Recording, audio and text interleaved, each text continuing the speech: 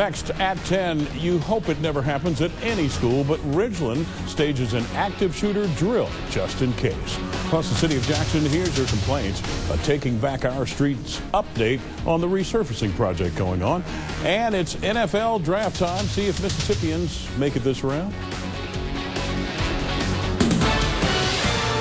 Wlbt News starts now with breaking news. And this is the breaking news we're beginning with. Storm damage pictures coming in right now from Leake County. This is the Madden area. Leake County EMA Director Tommy Malone tells 3 on your side the Lighthouse Senior Care Center had its roof blown off today. No one was injured. The patients are being evacuated to an adjoining clinic. Now, some of the patients are being taken to Baptist Leake County Hospital for their medical needs, but no injuries from the storm.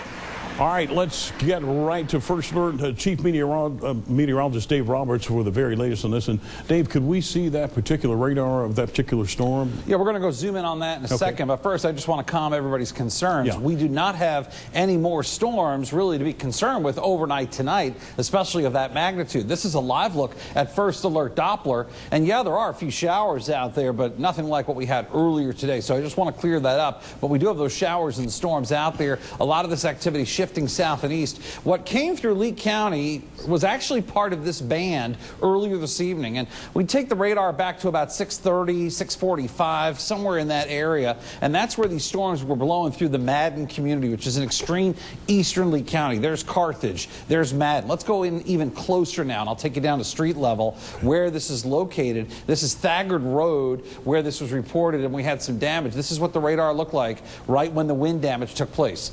Straight line winds from a thunderstorm or possibly a brief tornado. It's in there, but I can tell you right now, looking at the radar images, hard to make out a tornado on there, but wind damage looks pretty likely. They are going to send a survey crew out and check it out. We'll report back on that once we hear the latest. Showers going on right now near Utica. This is dropping south toward Dentville. There will be a few showers going on for you in Copiah County overnight tonight, but the vast majority of the area is going to dry out, not just tomorrow, but over the coming days. You are going to love this forecast.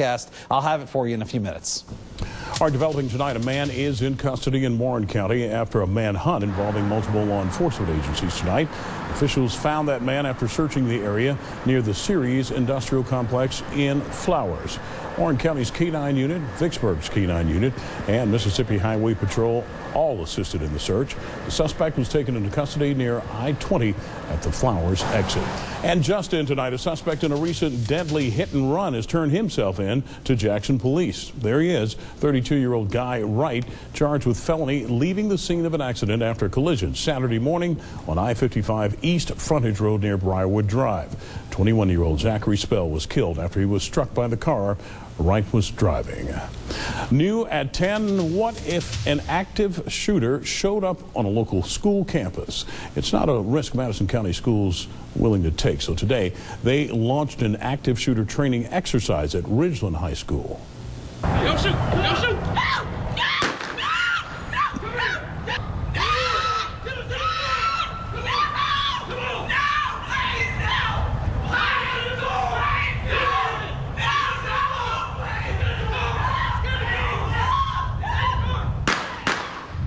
The Madison County Sheriff's Department, in conjunction with the Ridgeland Police Department, testing students, faculty, and staff. The idea is to put everyone in a real-life shooting situation to see if they're really prepared. Not only are law enforcement officers put to the test, but so are employees within the Madison County School District. We put them through the works, you know, a real-life scenario, live gunfire. You know, fake blood, the whole 9 yards. Tried to make it as real as we could so that they would know what to expect and how to react in the event that it does happen. All the schools within the Madison County School District follow a similar active shooter plan. That's so if the situation arises, no matter what the school, everyone will be on the same page procedurally. All right, happening right now, it is time for the 2019 NFL Draft. WLBT's Rachel Richelinsky joins us with the latest. Yeah, Howard, it's day one of the draft, and that means it's all first-round picks. The Arizona Cardinals had the first pick this year, and no shocker that they chose quarterback Kyler Murray from OU. But let's focus on the Mississippi guys who've heard their names called so far, and that's actually just one Mississippi guy. With the 19th pick, the Tennessee Titans picked Mississippi State defensive tackle Jeffrey Simmons. Simmons is the first Mississippi name called in the draft, and as of right now, the only name called so far. He was a projected first-rounder, but some might have guessed he would have been picked a little sooner, but he did tear his ACL back in February during a routine drill while working out, so that's probably why he had to wait so long to hear his name called. But the Titans saw the long-term effects Simmons could have for the team. I'd say that's a steal of the draft so far. There are 12 other athletes with Mississippi connections that are projected to hear their names called over the next few days. Here's a handful of Bulldogs. So Montez Sweat should be the next Mississippi guy to go off the board. Jonathan Abram, Elton Jenkins, Nick Fitzgerald, and then a long list of Ole Miss Rebels that are projected to get drafted by the end of the week. And those names are, if we can get those pulled up for you any second now. There we go. DK Metcalf, A.J. Brown, Dawson Knox, Greg Little, and DeMarcus Lodge. All those Rebels expected to get drafted at some point. Another Rebel is Zedric Woods, plus Batesville native Darrell Henderson and Brendan native Gardner Minshew. The first round of the draft ends in about 20 to 30 minutes, and we're going to keep you covered. Don't forget, you can keep up with all of the Mississippi names in the NFL draft by going to our website, Wlbt.com, clicking on the sports tab, and it should be the top story. I'll be working to make sure we keep all those names up there. Like I said, I expect Montez Sweat to go off the board pretty soon. If not, that's a big surprise. Yeah, it really is. Yeah, I was expecting him to be gone already. A lot of people did, I think. Yeah. All right, Rachel, thank you very much. Well, on more than one occasion, 3 on your side has shown you the poor condition of so many Jackson streets, potholes everywhere. But a viewer tells me we should also report on the repairs, and he's right. Tonight, a Taking Back Our Streets progress report. This is Clinton Boulevard from I-222 Kilkenny Boulevard. It doesn't look like much now, but it will be smooth travels once the transformation is complete. The milling is done and the paving is next. It is the last major artery on the city's 2018 list of streets to rehab. So we're just about complete. We'll finish this particular street up hopefully by the end of this week, weather permitting, and then we'll start the closeout of the actual 2018 resurfacing projects. In all, 16 pothole-riddled Jackson streets are being resurfaced in this phase of the project. Well, the cost for the entire project was $3.9 million. We were able to get an additional 5 streets in under this current project, and so we felt real good about that. Take a look at the new improved Old Canton Road. Clinton Boulevard from Magnolia Drive to Shaw Road is now easy on your car suspension. And you can navigate Hospital Drive without blowing out a tire or denting a rim.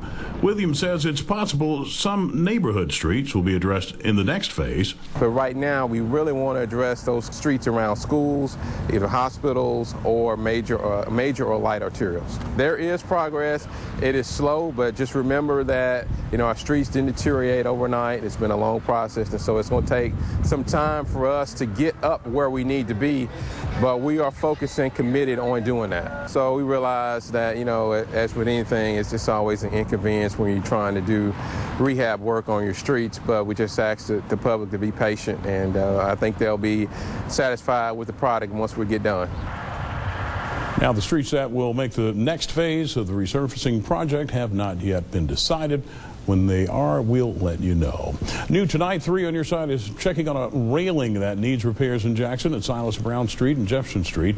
Part of that railing is missing, and there appears to be quite a drop down to the water below. We asked Jackson officials about that railing. They tell us there is a work order, and the area is in the queue for repairs.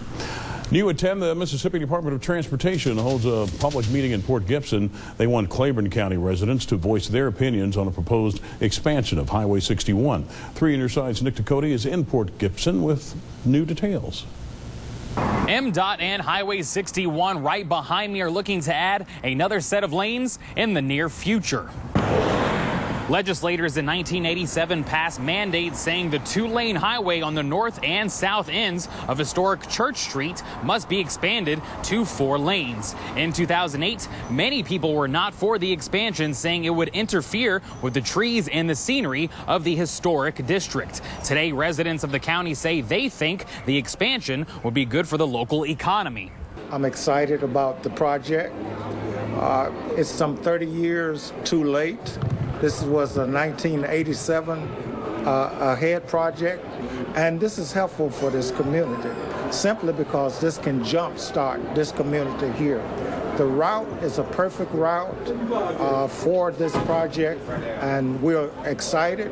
I mean, 90% of the people are excited about this project. County and officials with MDOT laid out maps and graphics around the hearing showing residents where and how it would affect the county. They say this highway expansion could bring not just a flow of traffic through the county, but also business to that area of the Magnolia State. I personally feel that the plan that has been presented, that is being presented today, is a plan that will move Claiborne County and Southwest Mississippi forward, giving us an opportunity to do those things that will bring individuals, tourism and industry to our local community. The next step for this project to be finalized is finding the money to build it. MDOT in their map and paperwork show that a project like this could cost over $130 million to fund it. In Port Gibson, Nick Ducote, 3 on your side.